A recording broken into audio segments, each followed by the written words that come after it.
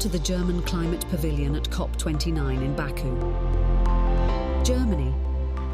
Climate solutions, fast and fair.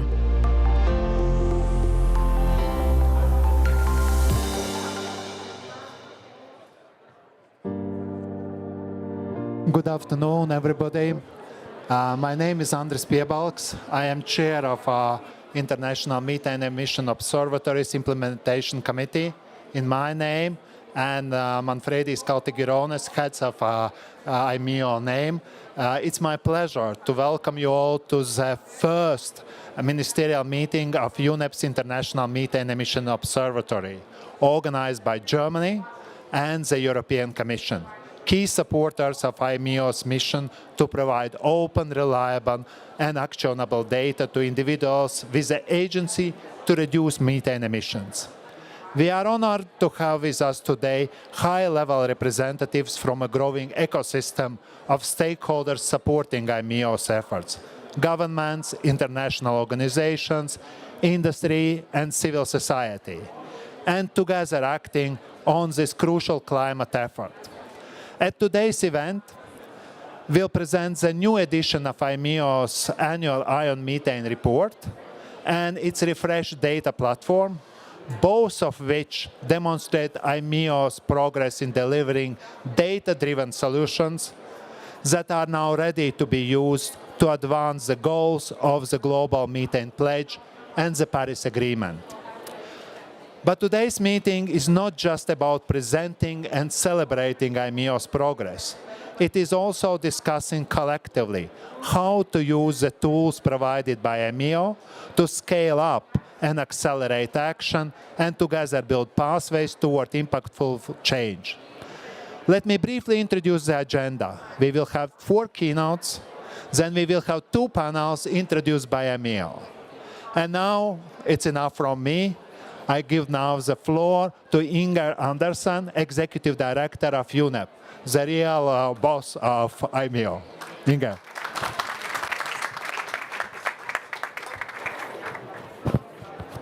Thank you very much, Anders. And can I just say what a pleasure it is to be here. And my deep thanks to both Germany and the European Commission for organizing this event. Now, we know that methane emissions are human-induced, and we understand that human activity is responsible for what is happening to our climate. And so the science is absolutely clear. We've just issued the emissions gap report that tells us with the current policies, we are on the way to a 3.1 degree world. If we take our NDC 2.0 into account, well, that takes us to a 2.8 degree world. It's immaterial. The difference. Therefore, we really have to step up. And the story around methane is a story that could be a success if we all lean in. We saw two COPs ago the methane pledge signed, and at that point we promised that we were going to reduce by 2030 30% of our emissions. 158 countries have signed up. That is good. Signing up is the first step, delivering is the second. And those 158 countries, they represent about 58% of all anthropogenic gases. If we deal with methane, we shave 0.3% off, 3 degrees off our otherwise projected temperature, and every digit matter, every fraction of a degree matter. We at UNEP are extremely proud of the work that we are seeing done under the IMEO platform. And thank you, Anders, for chairing the committee. We're doing it with partners like our friends in EDF and many others who are doing extraordinary work together with us, pulling together under the IMEO platform. As you may know, we launched the MARS, I can't remember when we launched it, the Methane Alert Response System. And this is very critical because with that then, we have issued over 1,200 notifications to countries saying, hang on a minute, we see a plume, we see high methane emissions, this is not good. Would you care to respond? Now, out of this 1,200 notifications that we've sent, we've had 1% response rates. So there's room for improvement, which is why, of course, today we released the Eye on Methane report and the Eye on Methane data platform. This allows everybody, but everybody, media, public, everybody to go in and check what was that now all about and shine a spotlight. That's very important. The report is called Invisible but Not Unseen, because indeed it is seen. And so when we look at the areas, the Oil and Gas Methane Partnership, where we have over 140 members, which represent 42% of all global oil and gas production, when we look at that and those who are moving from pathway to actual implementation of the gold standard in terms of methane, we have to see that, yes, we're making some progress, but there's still a long way to go. And the methane alert response system is a critical element of that. I also want to say that with only 1%, I encourage of responses so far have resulted in meaningful action. There's still a long way to go. But I want to mention, for example, that we issued a notification to Nigeria and one to Algeria and one to Azerbaijan. These are positive stories because we sort of picked up the phone, etc., and said, what's with it? And a couple I've also raised personally with ministers. And in some cases, we've seen immediate action. And in some areas, frankly, it's about enhancing filters and tightening the bolts to prevent flaring, venting, and leakage, especially the leakage dimension. It is doable. And when we have large leaks, of course, we need to absolutely plug them. So the new data platform, which we launched today, the Eye on Methane data platform, is critical. Why? Because, as I said, we will build it out better and better. But even today, you can go in, and I did, to see what it is that I'm launching. And so you can go in, and you can zoom in, and you can see where these leaks are. Now, you will ask, well, can we get them by name and address? Not yet. But you can see where they are on the map, and you will understand whether what is the source. Is it coal? Is it gas? What is it? And it will give you an identification. That's what we need to do. We need to do more. We want everybody to shine a light on this issue so that there will be action. We want the media to know about it. We want the public to know about it. We want politicians to know about it. We want activists to know about it, because it's by shining a light that we will get action. We need to harness the data, the power of data. If we do so, we really can dramatically cut emissions. And then so doing, cutting, as I said, 0.3 degrees off of our warming potential, as we call it. Now, my final point, it's time for the NDCs 3.0. We just have 3 months to get them done. We don't even actually, it's February, that they have to be delivered. And so now we have the rest of November, December, January, and then your NDC 3.0 are due. This is the time for ambition. If we understand that methane has this opportunity, then it's time to deal with those gases, 80 times stronger than CO2, and yet short-lived. Get that out of the emissions profile, and you are on a good stretch. Now, this is not a get-out-of-jail-free card, because we still have to decarbonize our economies. It's not an either-or, it's all of the above. But it gives us a little bracket of time. So let's get it done. And while we're dealing with short-lived gases and potent gases, let's not forget chlorinated gases and nitrous oxides, which are also obviously very powerful gases, and which we also have to deal with. The targets are agreed, the tools are there. It's time to act. Thank you very much.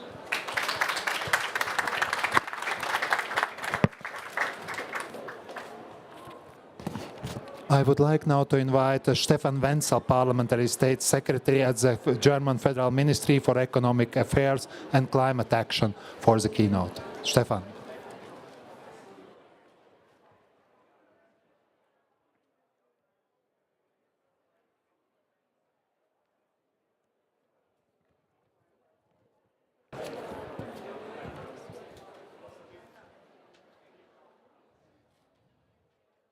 Ladies and gentlemen, dear colleagues,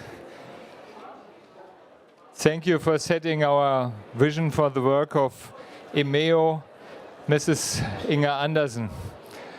I'm pleased to have you all here together with our Commissioner, Kadri Simpson, excellencies from the governments, from the companies, from the NGOs to discuss these challenges together in our German pavilion. UNEP's IMEO is a backbone of our fight against methane emissions. We very much support the work of IMEO, and therefore Germany is funding IMEO. We hope other donors will join, because independent quality research is not free. Last year, we measured an all-time record of methane concentration in the atmosphere. This concentration is projected to further increase dramatically. The urgency we face is clear, and the data is quite bleak. But seeing you all here at the IMEO Ministerial gives me hope that we share a common objective: reducing methane emissions, halting global warming to maintain a climate on Earth that is compatible with human civilization.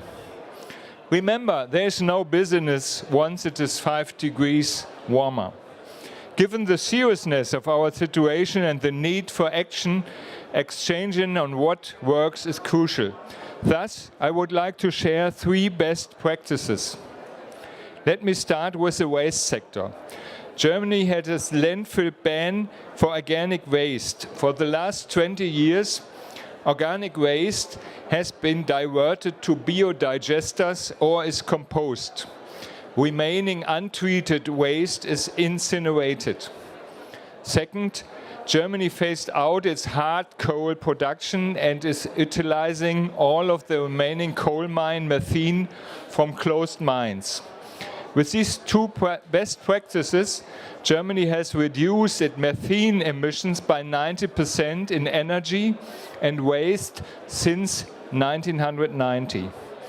Only few other countries have a landfill ban for organic materials. But could we change this maybe?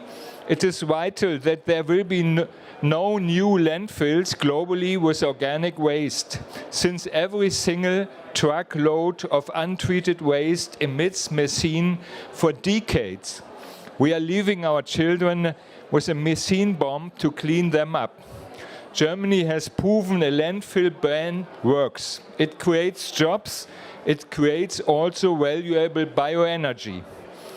I urge us to join us, aspire for zero waste, reduce, reuse, recycle, and choose incineration over landfilling. Not enough countries are seriously fighting coal mine methane. That's a chance too. Abatement technologies for mine ventilation air are readily available. Just like methane from organic waste, coal mine methane is an energy resource that we can use. Why are we sending something as methane in the atmosphere? Germany has proven a feed-in tariff for coal mine electricity, and it works. We are happy to cooperate both on technology as well as on regulation of coal mine methane. Even in the waste management, it's very helpful, for example, to cooperate with the communities, because mostly waste management is responsibility of the communities. The third best practice is a collective one of all member states of the European Union. The European Union methane regulation. We will phase out of fossil fuels, but we need to act now on methane. This is a shared responsibility. Producers of gas, for example, have to be transparent and clean up their oil and gas supply chain. And consumers need to boycott dirty oil and gas by using the power of their wallet now and phase out soon. The EU methane regulation covers all imports of oil, gas and coal. We require transparency by 2027 and will set an emission intensity standard in 2030. Coming back to IMEO. IMEO's methane alert and response system, called MAS, has been a mere step forward in providing us with data and clarity. Let me be clear with my expectations for next year. We expect that IMEO will help us where possible, which companies are responsible for the leaks.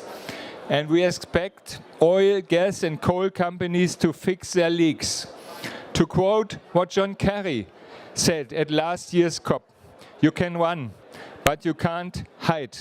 Because with the new opportunities of the satellites, we can get much more transparency. Methane reductions, particularly in waste and fossil fuels, are no rocket science. We know what we have to do. Let us anchor methane emission reductions in our new NDCs without reducing our CO2 ambition. Let us ban organic materials from landfills, and let us slash methane emissions from fossil fuels whilst phasing out and ending the fossil fuel era. Thank you very much for fighting together.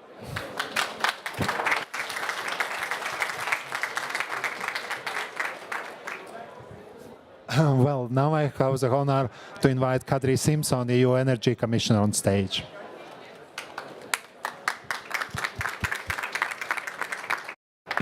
Thank you, Andres, and it is always an honor to share a stage with you. You are like quality mark for every event when you are hosting us.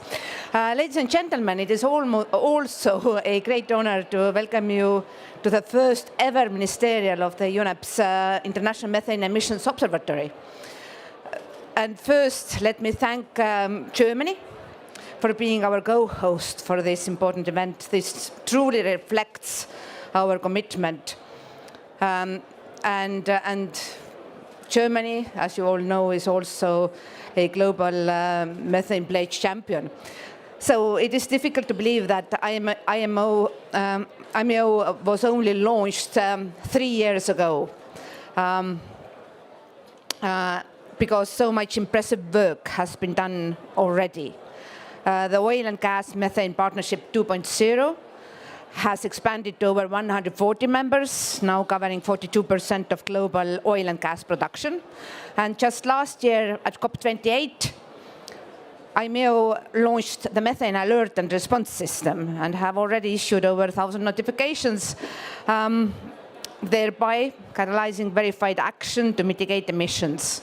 And as Inger Andersen put it so politely, there is room for improvements, but we do have also some best case studies. So I want to also echo the appreciation of IMEO's engagement with Algerian and Nigerian governments and relevant oil and gas companies that successfully led to direct action to address methane leaks. And I also want to mention that 35 methane science studies across 19 countries have been conducted by IMEO, successfully filling key knowledge gaps. And at the same time, despite these strong efforts, the latest estimates show that the world is not on track to meet the targets of the Global Methane Pledge. And on the contrary, methane emissions continue to increase, according to the International Energy Agency's data. And there are also remaining issues for IMEO to take its mission forward, such as underestimated emissions and unreported assets for OGMP 2.0. There is also a lack of responses to the satellite detection notifications, clearly showing that follow-up action must dramatically increase to reduce methane emissions. The EU, for its part, has taken an ambitious step in addressing its global methane pledge targets. So we adopted the EU methane regulation, and this is around the world the first one that also addresses imports. And we also continue our cooperation between companies and the European Commission on ensuring further import-export partnerships. Early this week, the European Commission launched a new initiative, the Methane Abatement Partnership Roadmap. And let me thank all the countries and organizations that have worked with us in the last months and those who are endorsing it. The roadmap provides a global, adaptable, step-by-step blueprint for importer-exporter partnership that can contribute to the reduction of methane emissions in the energy sector.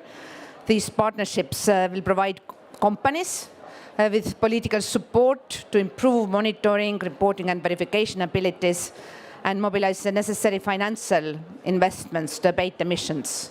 And IMEO will certainly be an important partner in taking its implementation forward. Ladies and gentlemen, we have 6 more years to implement our Global Methane Pledge targets. And as co-implementing body, we need IMEO to lead the way on the data revolution that can turn commitments into action. I therefore very much welcome the launch of IMEO new data platform to trigger further action.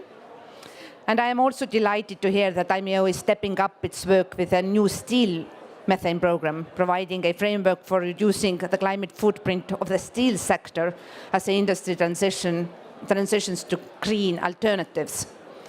And to conclude, we need IMEO to guide us in our pathways as we transition away from fossil fuels, and in return, we need to provide IMEO with our continued and strengthened political and financial support.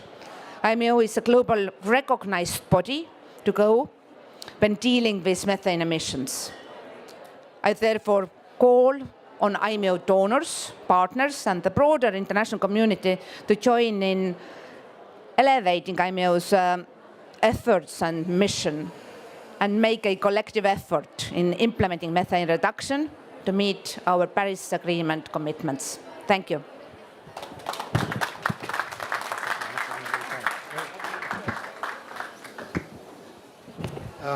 I would like now to invite on the stage Fred Krapp, President of Environmental Defense Fund. Fred.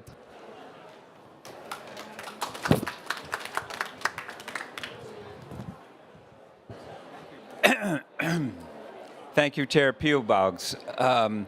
I'm very happy to represent my colleagues at the Environmental Defense Fund and to show our strong support for IMEO, its mission, and its vision.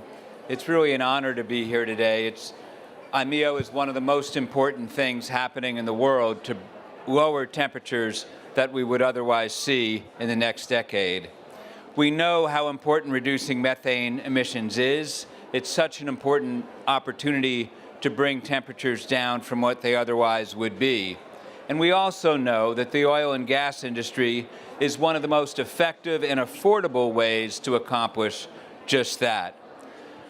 But before we can really understand how to do that in a comprehensive way, the key is to have data that's trustworthy, that's reliable, and that's actionable. Data that shows how much methane is being emitted and from where. The lack of this data to date has complicated the calls for reductions, and I know that a few have even used this as an excuse not to try. But those days are numbered, thankfully, and I'm so grateful for all the thousands of scientists and engineers and others who have looked for and found innovative solutions to accelerate progress. One of these solutions is OGMP 2.0, which is already leading to measurable action. In the latest IMEO annual report released today, it tells the story of ConocoPhillips, which just joined IMEO 2 years ago, and is already nearly almost 100% of all its facilities that it operates are up to level 5, the most precise data, a year ahead of schedule. The achievement of ConocoPhillips puts them in the vanguard of companies working to tackle methane, but all companies, as they get better data, can make more effective mitigation decisions that speed up prevention. Another exciting development, of course, is the launch of satellites. Just this year, we've launched at EDF Methane Sat, and Carbon Mapper is also launched this year as well. That will give us a level of precision and speed and accuracy never seen before. Tomorrow, the Environmental Defense Fund will release new images from MethaneSat, showing the satellite's groundbreaking ability to produce high-precision, high-resolution, quantitative data for methane emissions over wide areas of the oil and gas sector. One of the things that's new is we've got the ability to see total emissions from smaller, dispersed sources that are largely invisible to other satellites that are operating now. Why is that important? These early observations suggest that emissions in North America and Central Asian production are significantly higher than are currently reported in existing inventories, which are built on spot measurements and crude engineering estimates. They also align with a growing body of research that indicate that these smaller emissions that go 24 hours a day, 7 days a week, 365 days a year, across wide areas are responsible for a very substantial share of total oil and gas emissions. IMEO, as a trustworthy source, a clearinghouse, a trustworthy source of methane data, can support these new measurement approaches, help build wider acceptance of remote sensing data, and support industry's use of this data to speed up the cleanup of these sources. IMEO creates trust, it creates certainty, it creates accountability. It gives a benchmark so that we can hold every country and every company's methane promises accountable to performance. Now is the moment, this is the year to really ensure that the data creates action. The Oil and Gas Decarbonization Charter, companies have pledged to representing almost half of global production to vastly reduce flaring and reduce emissions of methane by 2030, just 60 months from now. And we're already behind schedule. 60 months isn't that long. By 2030, we need to see tremendous progress reported by OGMP 2.0. And my call to action is within the next year, within the next 12 months, by COP30, we need to see greater transparency as to how each company is going to hit those 2030 targets of reducing methane emissions and flaring. What are the concrete mitigation plans? What are the specific mitigation opportunities, costing them out, developing budgets, executing, tracking, reporting all of that and making it public? In other words, by next year when we meet again, we want to be celebrating not just the signing of pledges, but the action against those pledges. And I know with IMEO's help, with the help of all of you in this room, we can be celebrating those success stories a year from now. Thank you.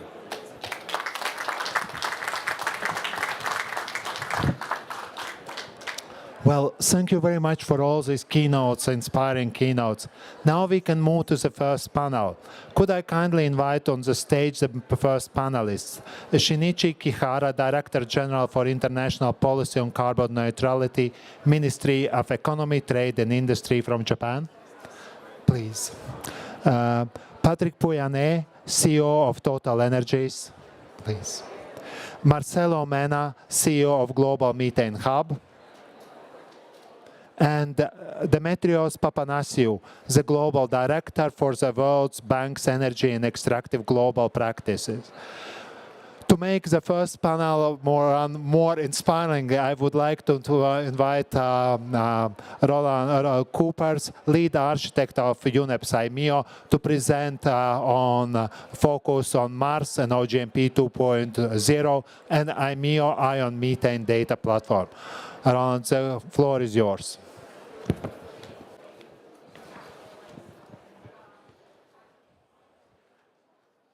So thank you, ladies and gentlemen. I want to first ask somebody to put the slides up, please. But I want to thank Commissioner Simpson, Secretary Wenzel, and Fred Krupp for their remarks Without the support of the European Commission and Germany, both financially and institutionally, we wouldn't be here.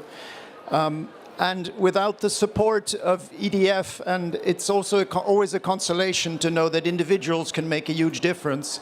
And both Fred and Steve Hamburg, who's behind him, who will be speaking later, have made an enormous contribution and essentially have gotten the science that got us here today in place. And that, I think, is something we should proudly acknowledge.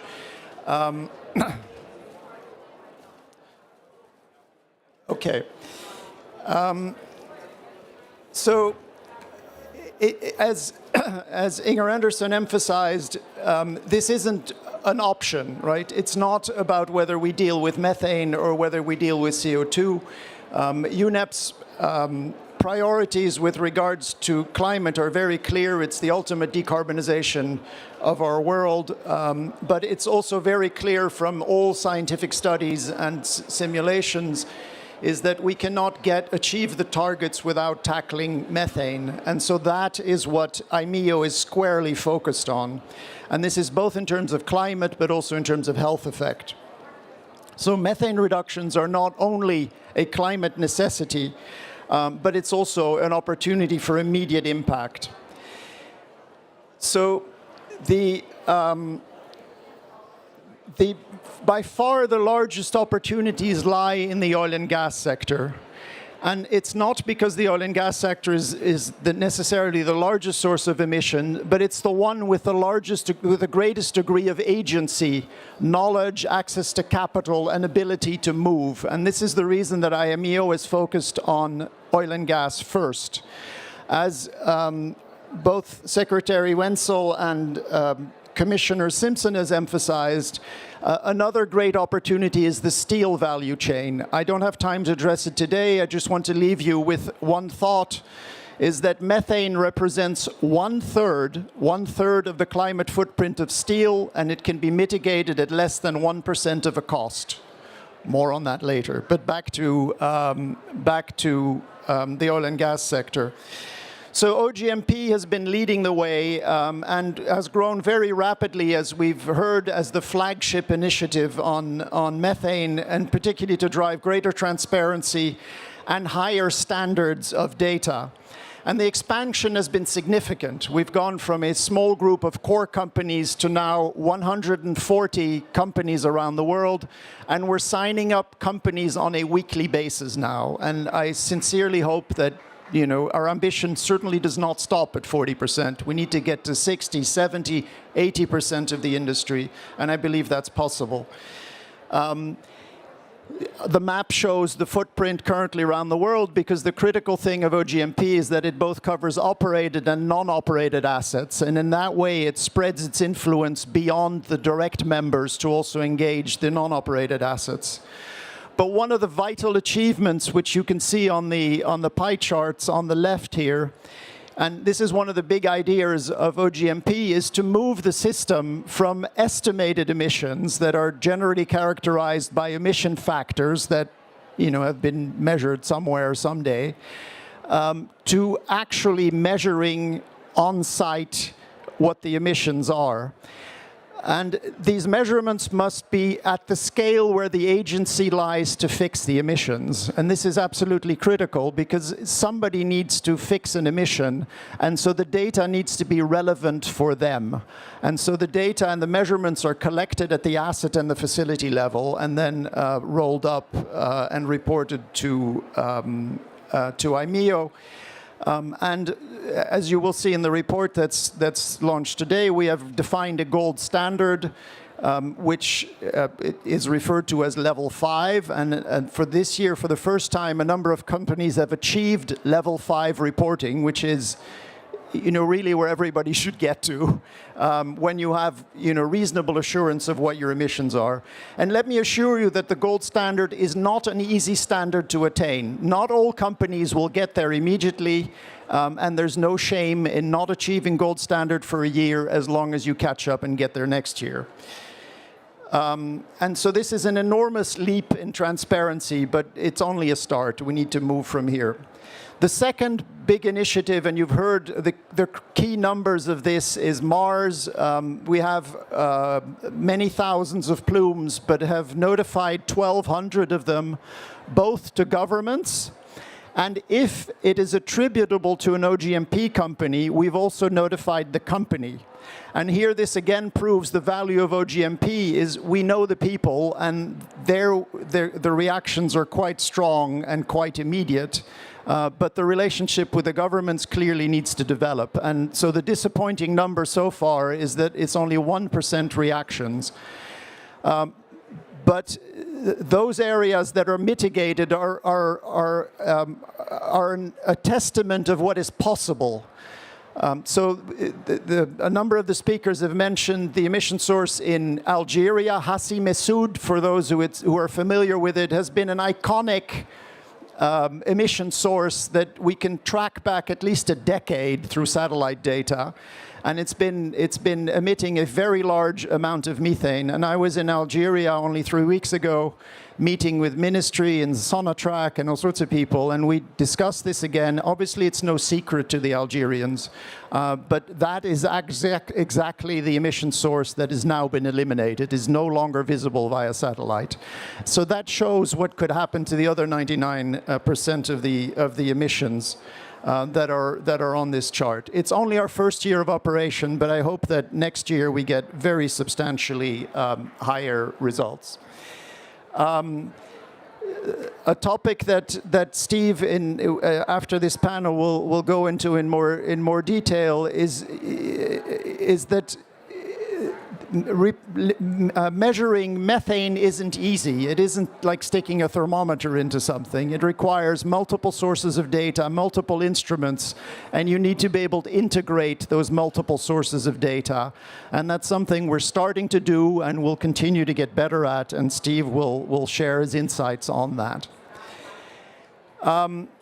Finally, the second big announcement today, in addition to the report that's coming out, is our updated platform, which, like the report, unsurprisingly, is also called ION Methane. And this is intended to make the data accessible. And essentially, when you go on it, you will be able to see 3 sources of data. One is all the Mars notifications. We show you both the plumes we notify and also the thousands of plumes we did not notify. We also show you the OGMP assets, as well as the science studies. So we, as you've also heard, we do and sponsor quite a number of science studies that close the knowledge gaps and inform methodology, and also those are represented on the platform. I just want to take this opportunity to show you a very short little video impression of the platform so that you see something real. So let's go to that. It's about a minute. Welcome to ION Methane, the methane emissions data platform of the UN Environment Programme's International Methane Emissions Observatory, IMEO. ION Methane combines validated methane data from satellites, industry and scientific research, creating a powerful tool. By integrating top-down and bottom-up measures, we achieve more accurate assessments, enabling focused action and increasing impact. Our goal? To empower governments and companies to effectively reduce methane emissions with transparent, reliable data. Keep an eye on methane. Transform data into action. Cut methane, now. So this is a very quick first impression of the platform. I invite you to look at it and please send us feedback. Like any platform, it's imperfect. It needs to continuously improve. We'll continue to add features, but also we need to add the features that you find useful. I would like to close with that remark is that the effort to reduce methane hinges on getting more data and better data, but it also hinges on getting better connections, relationships with companies and governments, because it's through that kind of dialogue and collective problem solving that we can tackle this. This isn't an easy issue, but the great thing that I've seen over the past couple of years is that it is absolutely doable. And so let's do it together. Thank you very much. Thank you very much, Roland. Thank you for an excellent presentation. Now, for the reactions, there could be many. We have limited time, so I will make it like introductory question, but if you decide to say something different, do it. Mr. Kihara, Japan is a very important importing country. What are your intentions really to support the global reduction of methane emissions? Yes, thank you very much. I'm Shinichi Kihara from Ministry of Economy, Trade and Industry of Japan. Thank you very much for having this opportunity in this very important IMEO event. Japan's effort, we are in implementation stage of the reducing methane emission. I want to explain about the clean initiative we just launched last year. This is the initiative aiming to reduce methane emission from the LNG value chain. Japan is a big importer, but we care about the global supply chain. So we have 3 features. This is a win-win partnership between the buyer and the producer. So the buyer sends the producer questionnaire about the methane data, and the supplier sends back the data. And the JOGMEC association collects the data and sort it out and put it on the dedicated website. And this is already, this clean initiative, there's a high coverage of buyer side, 25% of the global companies are in there. 40% of supplier are already in this clean initiative. And thirdly, this is the world only methane data disclosure mechanism by project. So just quick example of what we put out in the Clean Annual Report 2024, which announced last month. The Woodside Energy's Northwest Shelf LNG project, the methane intensity is 0.03%, measured through the OGMP 2.0 level 2, 3, 4. This is kind of the data we expose. And Japan is now launching a new satellite, GoSat GW, next year. And this will have an ultra super precision of 1 kilometer square mesh, and also super wide view range. So we want to collaborate very well with IMEO. Data is so important. So we have the Clean initiative has the data on site, on the ground. And also we have this big satellite data coming. So we are very happy to link with IMEO, and also standardization is also another area that we want to collaborate very well. So Japan is the first country to import LNG 55 years ago from Alaska. So we want to be the pioneer for the clean LNG global value chain. Thank you very much. Thank you. Patrick. Total Energies have been also with IMEO already starting from OGMP 2.0. I have a privilege to shadow you today. And I was a bit astonished that your deep knowledge and conviction that what is being done, starting from OGMP 2.0 to actual actions, matters. Why you are so strongly convinced that this is such a good thing to go OGMP 2.0 and that actions will follow? Because I am the 3rd largest LNG producer. And I understood clearly that having that clear position, if I believe in natural gas, and I have a strong belief that natural gas can participate efficiently to the transition by coping the intermittency of renewables to produce electricity, and we need it, there is one thing which could be a complete drawback, is methane emissions. So I took that very seriously. I think it's a commitment of my company. I cannot be the 3rd largest, continue to invest on one side in LNG, and not tackling at the same time these methane emissions. And I discovered quite quickly, to be honest, and OGMP 2.0 helped me a lot, including internally on our operated asset, but also on the non-operated assets, because a lot of our LNG plants, in fact, are managed in operating companies in different producing countries. I realized that it was not so complex to tackle these emissions. In particular, on the upstream assets, it's a matter of stop flaring, which is very visible pollution, which is bad for our image, stop flaring. And by the way, when you stop flaring, you take the gas and you can monetize the gas, so you can make more money when you stop flaring, reintroducing. Stop venting, that was an old way to produce gas in the North Sea. We vent some residual gas, which is a big mistake. You can capture it. And it's not a matter of lot of money. But of course, I also discovered that most of the data were only estimated data. And honestly, we have worked hard on the R&D side to develop some technologies with drones, not satellites. We don't have the capacity that, but with drones, in order to cover. And in 2022, we made a world campaign on all our assets, operated assets, and we discovered that there were some methane emissions in countries where the estimated data were giving us nothing, and in fact it was wrong. So we said, okay, now we need to be to measure it. So going, and that again, the GMP 2.0 is improving the standard of reporting, so oblige us to move that. My teams were very excited by all this technology of drones and finding ways. Of course, then it's reducing.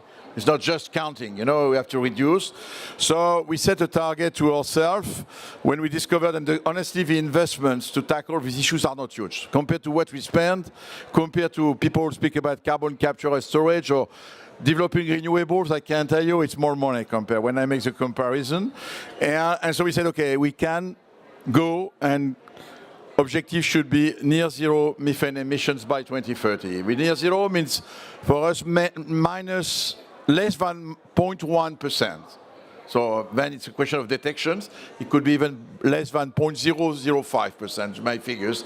But and so we engage. We have a very clear plan to answer to Fred, which is, I would say, a very challenging but constructive stakeholders. I would love to have more than last Fred.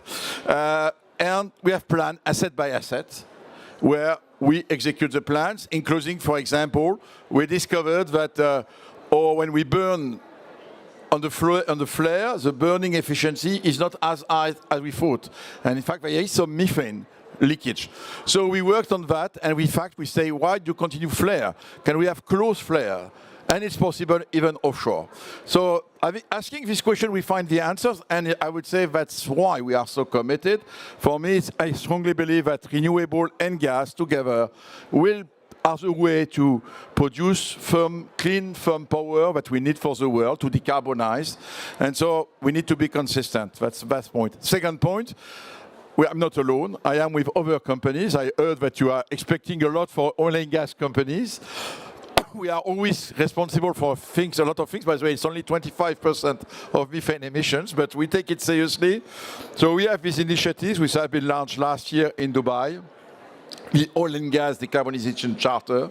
Now we have 55 companies signing it, with all of them aiming for near zero methane by 2030. Between this morning and this afternoon, I know now that we have 25 out of the 55 which are members. So I will say an objective to my co-champions, Sultan Al-Jaber and Amin Nasser, we should find a way to embark not only 40%, but so 60%. So you will have more signatories, I hope, if we do our job properly, because it's a way to commit. Honestly, we discovered on methane that only we have issued the baseline report. Only 60% of the company today have some data. These companies are not only international companies, a lot of national companies, but at least engaging them, let's measure, let's report, and then let's reduce. Of course, that's the objective. It's a collective approach. I'm convinced that when you are collectively around the same table, sharing knowledge, sharing best practices, it gives confidence that you can do it. And this morning, the SOCA CEO was very committed. I can tell you, we've done with him a campaign with our drones. You have emissions. By the way, you can smell it somewhere in the air. Yeah. But they are ready now to know and to tackle. So that's a whole commitment. And okay, I know people have some doubts, but it's working well. And even you gave an example of US company. I fight it with my US peers during 5 years to convince them to join OGMP 2.0. No, all the largest ones have joined it. And in fact, they have the capacity to do it. In fact, so now we need to continue and to go to smaller companies, US independents, and some national companies in some countries, which we have yet to convince.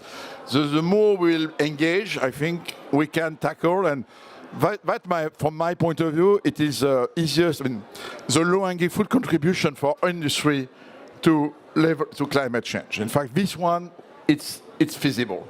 It's a matter of will. It's not only a matter of money. And for Total Energies' last word, we have announced yesterday a next step.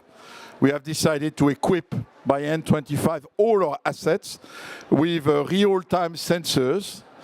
And it's not so much money. It's 13,000 sensors, so it's more a question of deployment. $50 million. It has a cost, but which will allow us to detect real-time leaks. It's not visible, if that's a problem. Oil leaks, it's visible. And with the idea that we can react immediately. And we have decided to do it worldwide on all our assets with no exception. And that idea, again, I think we will share it with others and demonstrating that it's feasible and, again, that we can really contribute to pragmatically to the climate change. So it's not pledges, Fred, it's action plan. Thank you. Marcelo, you could be quite happy, actually, what you have heard, because you are a philanthropic organization and early supporter of UNEP's IMEO. What you would expect in next, where we should start to look more in depth? I have one suggestion. UNEP IPO is very good for methane. We don't have the same for carbon for CO2. The way to account CO2 in this planet, in this world, so we are all here to discuss about CO2, but everybody is counting CO2 with not the same framework. And frankly, I think the debate would be much better in these circles if there was an initiative just to define how do we account CO2 emissions. It's a call, I share it with some of my other CEOs. We have the feeling that part of the debate is wrong because we don't count the same things and we have no trust. So what you gave us with IMEO and OGMP 2.0 is a common framework and trust, and then we can move on. So maybe the UN could take another initiative about accounting of CO2 in the same way and stopping this crazy debate about 1, 2, 3, 12. It's complex, and that would help a lot, I think, including the real figures and progressing together. Thank you. Marcelo. Great, thanks. Very great to hear the CEO very motivated to tackle those leaks and really knowing the substance of what the limitations are overall. The reason why we can't do it on CO2 today is because same reason that carbon dioxide traps less heat than methane is the same reason why we're able to measure it so much more. The signal-to-noise ratio is much higher, and therefore it sticks out like a sore thumb. So I just want to first off start saying that we must celebrate the accomplishment of these two publicly oriented satellites, Carbon Mapper and MethaneSat. To launch 2 rockets in space and have it deploy and be able to measure and actually exceeding expectations is very, very positive. So tomorrow we'll see data reveal of both the Tanager 1 and MethaneSat, and there will be surprises. Once you have the images, you can't unsee them. You need to tackle those emissions. And you heard the vice president from SOCAR during the methane summit saying you could either start denying the information or you could take action on it. And you can't deny it. It's there. It could be used for enforcement. I think it's very positive overall. For those who cannot see those leaks, so we will be supporting the funding of MethaneSat and Carbon Mapper. We approved these grants for $10 million these coming years, and this is very positive. We've also supported IMEO initially with our colleagues from Bezos Earth Fund and Google, and we hope to continue to support this. But I do think the missing link is how do we get that 1% of response to more? And that's where civil society plays a very important role. And so we're supporting groups like PSE Clean Energy that will able to overlay those methane plumes and show the benzene exposure that communities are having because of these plumes. And it's not only a climate agenda anymore, it's also a health agenda that's very important. And it will cut across any political boundary or whoever is in power. Because this is something that we bring it locally. It's not only a global problem, it's a community's problem, and it's going to be multiplied by as much as the plumes that we see see with these satellites. So we will be continuing to support this work. We're very happy with the progress, and thanks very much. Thank you. Now to the materials. World Bank dealt for quite substantial time with methane emissions. I think you have been nearly the first ones. Now, renewed effort. Does this transparency, more data, helps in your quest? So first of all, let me say a word of thank you to UNEP, to Germany for having me here. And it is about a year ago that we expanded our Global Gas Flaring Reduction Trust Fund to include methane reductions as well. And what has been really groundbreaking when we did that is that for the first time, also for the World Bank, we were able to combine funding from traditional donor governments. Germany is one of them. The European Commission has made a pledge. And we also join hands with private oil and gas companies. We have never done this before in the bank, but now we're doing it. And let me say a word of thanks to you, Patrick, because Total has been at the forefront of that.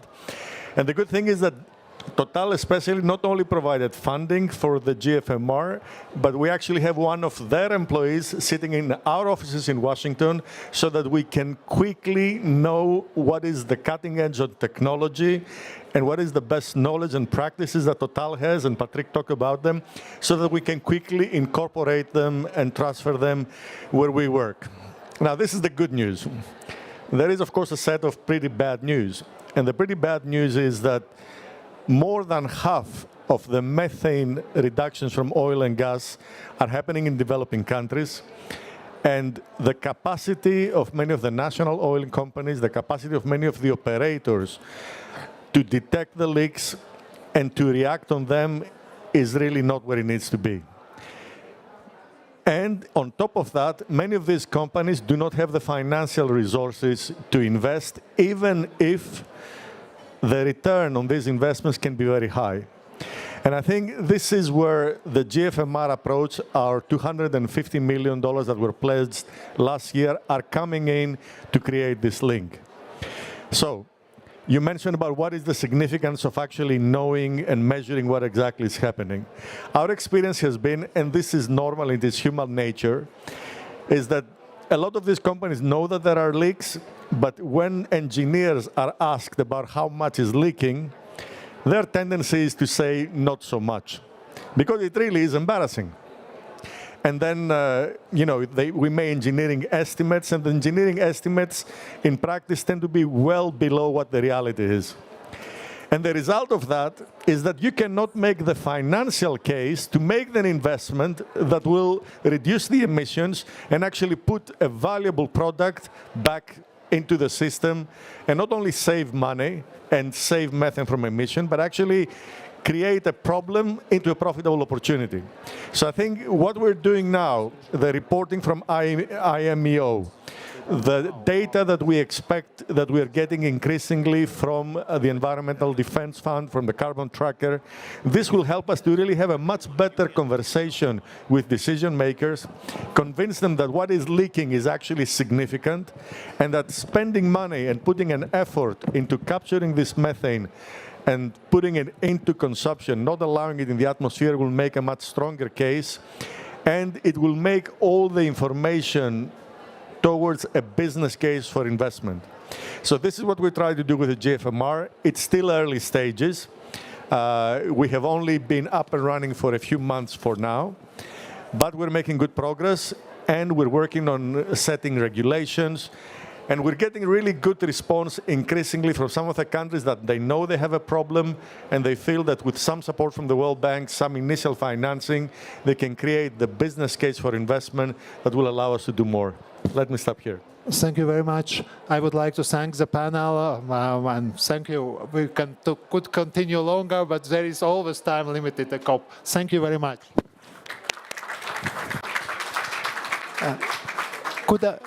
Could I now invite on stage Stephen Hamburg, Chair of IMEO Scientific Oversight Committee, Rick Duke, Deputy Special Envoy for Climate, Antonia Gavel, Director Sustainability and Partnership from Google, Afghan Isayev, Vice President of SOCAR for Energy Transition, Environment and Decarbonization.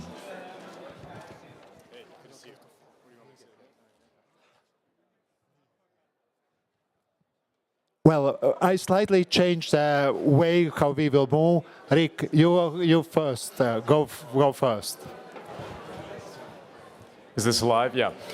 With apologies, everybody understands a COP. I have to run to a negotiating session in a few minutes. So I'll just say a few words at the top and appreciate the chance to do that. Thank you for working with me. I want to thank Germany for hosting this event and to the European Commission for organizing and, of course, for its leadership in all of this work. We, as the United States, are proud to have been involved in the design, development, and now deployment of the methane alert and response system. It's the first global transparent monitoring system for super emitter events in the oil and gas sector. And the data from Mars are indispensable for driving methane reduction efforts for two big reasons. The first is that it's a way to get nearly a dozen different satellites integrated to find where methane emissions are occurring. And that's even enabled now with advanced computing and AI to have the fastest possible measurement and synthesis of those data. And the second is that Mars has the methodology in place, the systems in place to get the word out to those who can fix the problems right away. So we're excited about all this. And we've worked with UNEP on getting global focal points for Mars, and we've been tireless in getting key countries from Turkmenistan to Kazakhstan involved in utilizing Mars data to cut methane emissions when they occur in real time. Now, countries representing over 2/3 of oil and gas emissions detected by Mars in 2023 are participating in the system. So we've made some real progress together on this.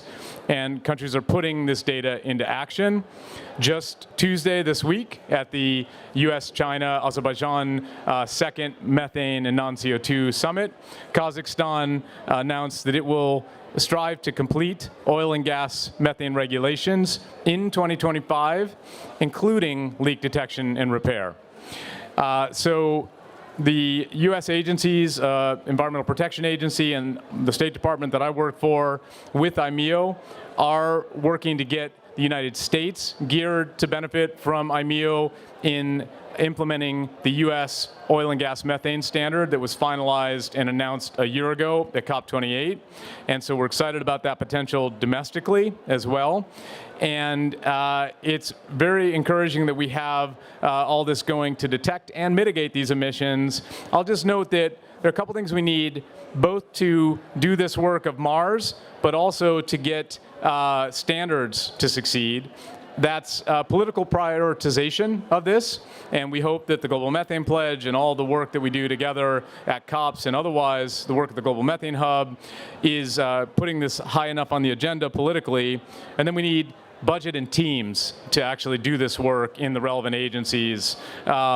So we're pleased to see that we now have 159 countries in the Global Methane Pledge.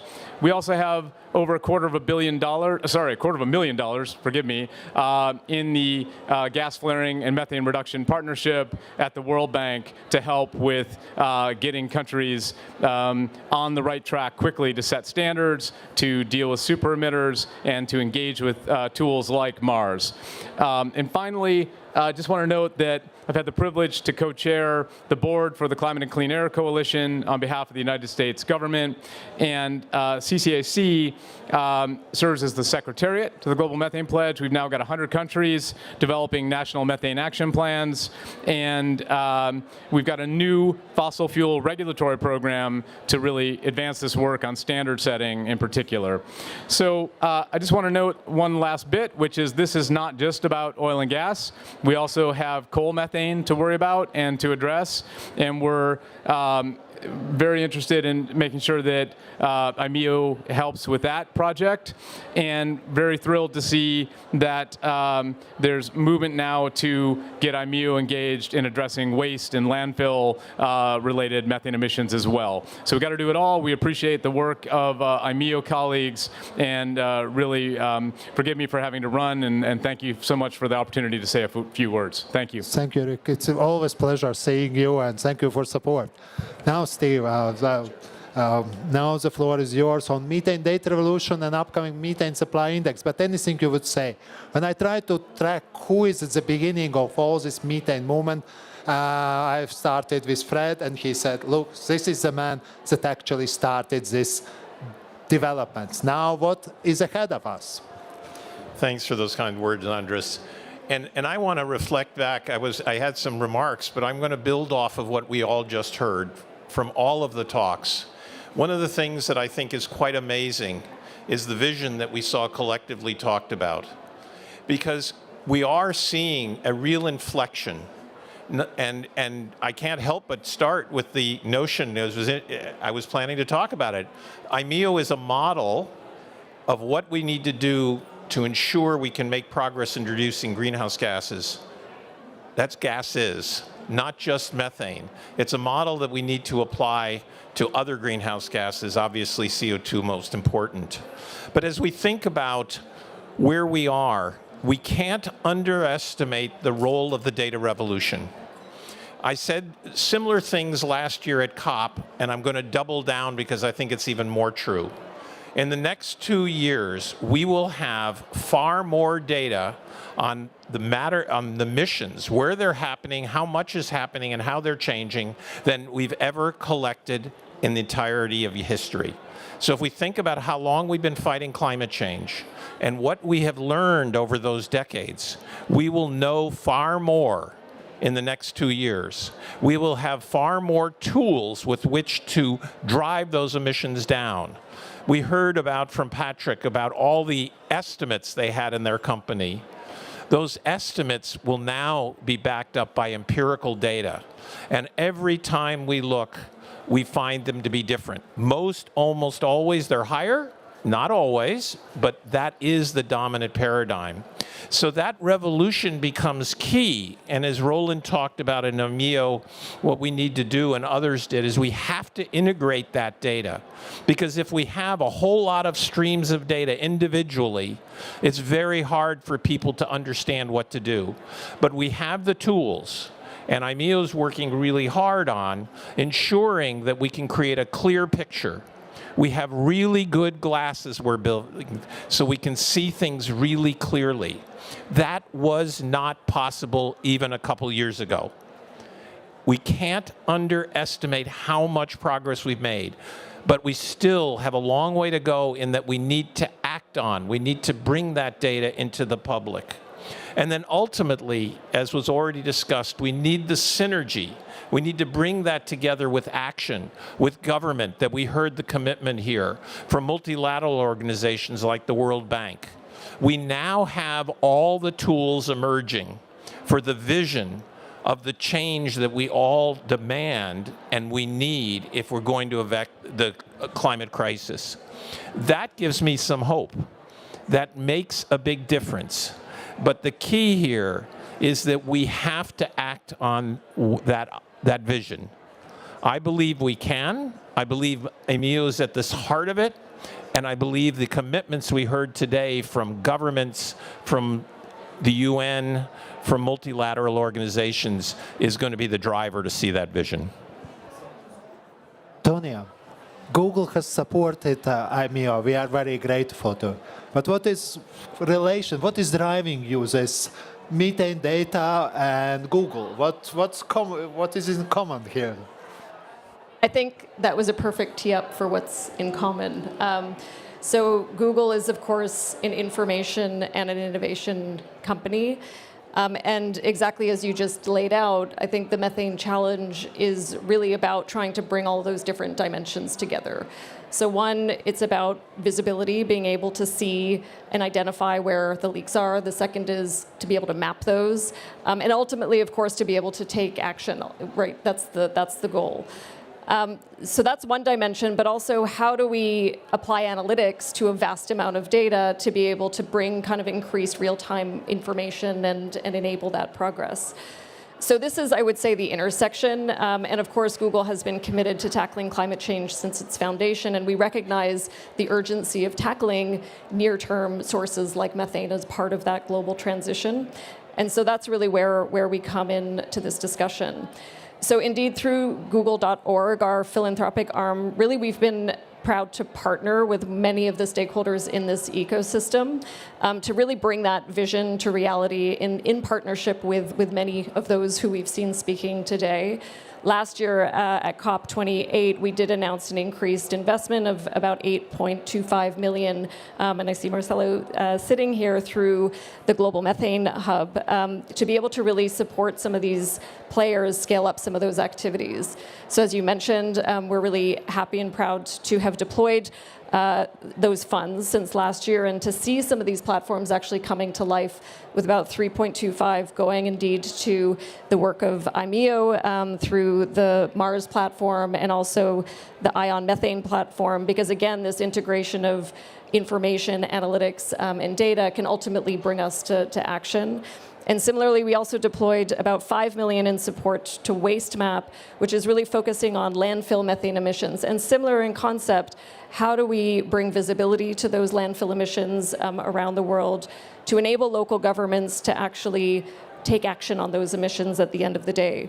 That group also joined a wider coalition on lowering organic waste methane, which again is looking at trying to address and actually tackle up to 1 million metric tons of annual waste, of tons of emissions from the waste sector, in addition to kind of bringing in significant financial investments to tackling that work as well. So I think what we're seeing and what I'm hearing from everybody here, and as you mentioned, we have all these tools now, these investments, these capabilities, which are giving us the visibility. And the next challenge indeed will be to translate that visibility into pragmatic action. And that's what we're particularly excited about. And what we're also doing is leveraging some of the platforms that we have that make this information open source. So Fred earlier talked about MethaneSat, and equally happy to be a partner there, such that as those satellites start to generate data and information, we can analyze that and make it available on Google Earth Engine so that the academic community, scientists, NGOs, et cetera, can use that information to help them actually drive action and address those leaks as well.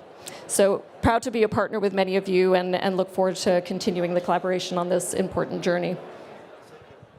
Thank you very much, Afghan. I left you by purpose as the last. First, because I wanted to thank, because this is one of the COPs where definitely I think Steve and also Fred would not complain that there have not been enough attention to methane emission from oil and gas. So that definitely is very important to know. But it's also very interesting is your experience, because you accelerated during this year, your experience with IMEO has increased considerably. What are your conclusions out of this engaged cooperation with IMEO? Well, Azerbaijan joined the Global Methane Pledge early this year. And I cannot speak on behalf of my colleagues from waste management and agriculture. But when it comes to oil and gas, we are playing and we will continue to play an instrumental role in making sure that Azerbaijan basically meets its targets and will fulfill our commitments. So it's extremely important. Also, it's the right thing to do. It's the right thing to do. It's to protect ourselves, our kids, to protect the nature. Third, as Patrick mentioned before, it is extremely important. It's commercial. So that's why we decided to accelerate our efforts. SOCAR has been under new management a little over 2 years. So when we came, we looked at different processes, strategies, operating models, so decided to change everything. And we found that it wasn't sufficient when it comes to even methane abatement efforts. And we're very grateful to IMEO for kicking our tail from time to time. You know, some of my colleagues, when we get it, you know, it's a human nature. It's a reflex saying, deny everything or continue to argue forever, because you can technically argue when it comes to volumes for days, weeks, and months, but it's not effective. What we need to do is concentrate and eliminate those leaks. Why? Because, you know, it's commercial.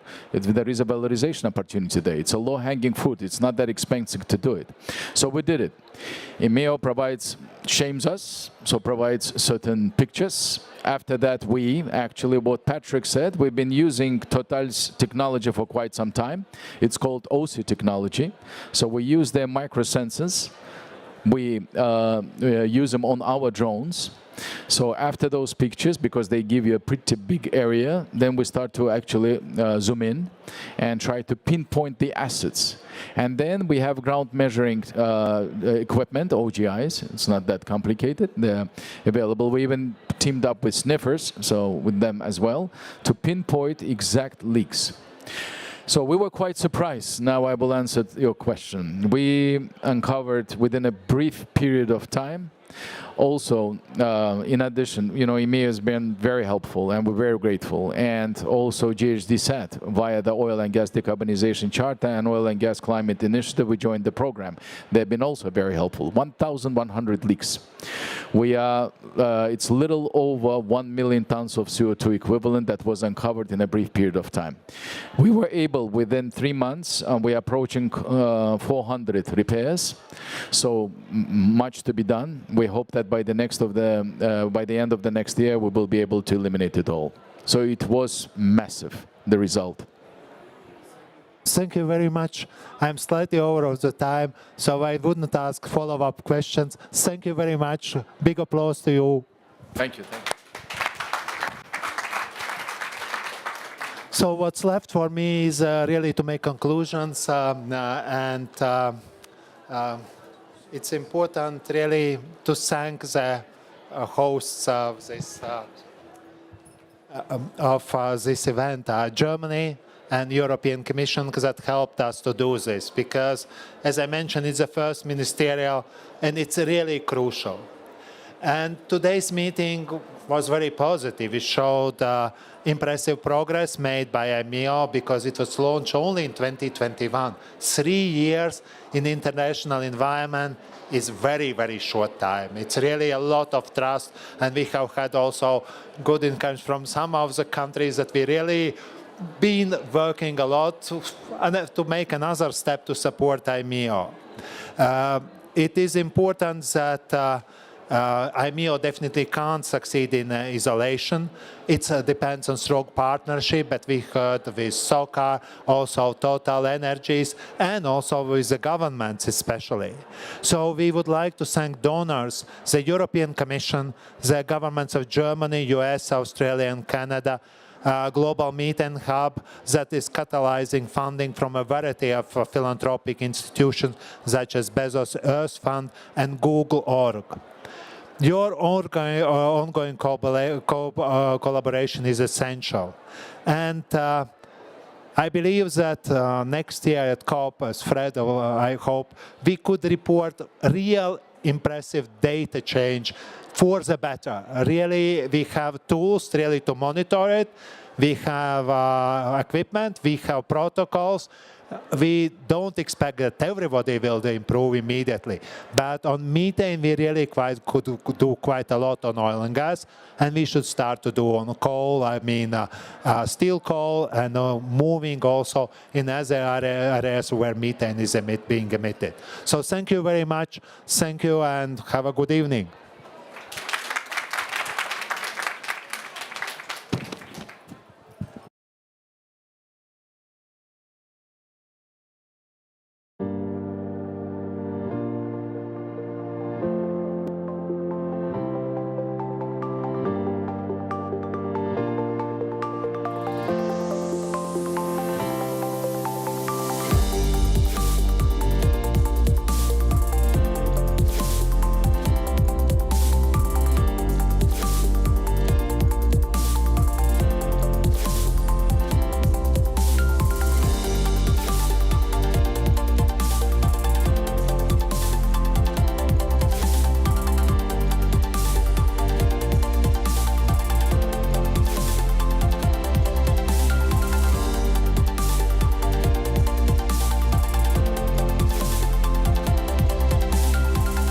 Welcome to the German Climate Pavilion at COP29 in Baku.